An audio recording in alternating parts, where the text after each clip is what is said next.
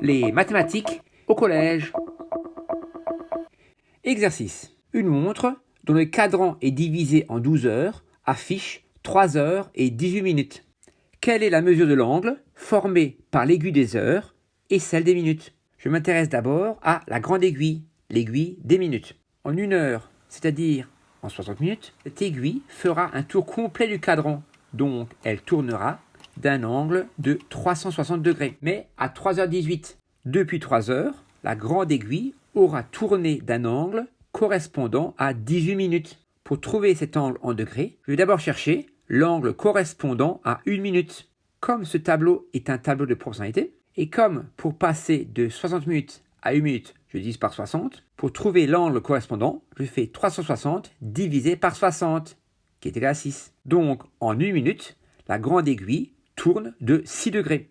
Ainsi, en 18 minutes, elle tournera de 6 degrés multiplié par 18, donc de 108 degrés. Donc, entre 3 heures et 3h18, la grande aiguille a tourné de 108 degrés. De la même manière, pour la petite aiguille, l'aiguille des heures. Cette aiguille fera un tour complet du cadran, donc tournera d'un angle de 360 degrés en 12 heures. Il faut chercher l'angle de la rotation correspondant à un temps de 3 heures et 18 minutes. D'abord, en 1 heure. Pour passer de 12 heures à 1 heure, je divise par 12. Donc, le temps correspondant à 1 heure est 360 divisé par 12 est égal à 30 degrés.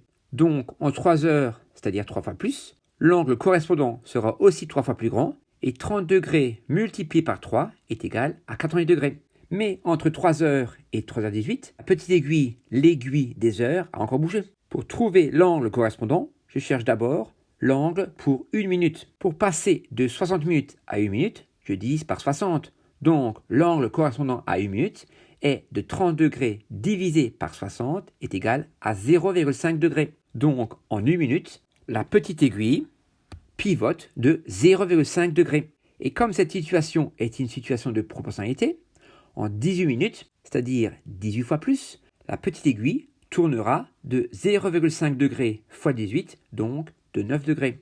Donc, en 3 heures et 12 minutes, la petite aiguille tournera de 80 degrés pour 3 heures, plus 9 degrés pour 18 minutes. Donc, en tout, elle tournera de 99 degrés. Donc, par rapport à une situation initiale qui est midi, la grande aiguille aura tourné de 108 degrés et la petite aiguille aura tourné de 99 degrés. Ainsi, l'écart qu'il y a entre la petite aiguille et la grande aiguille est de 108 degrés moins 99 degrés, donc l'écart est de 9 degrés. Et donc, la mesure de l'angle formé par l'aiguille des heures et celle des minutes est de 9 degrés.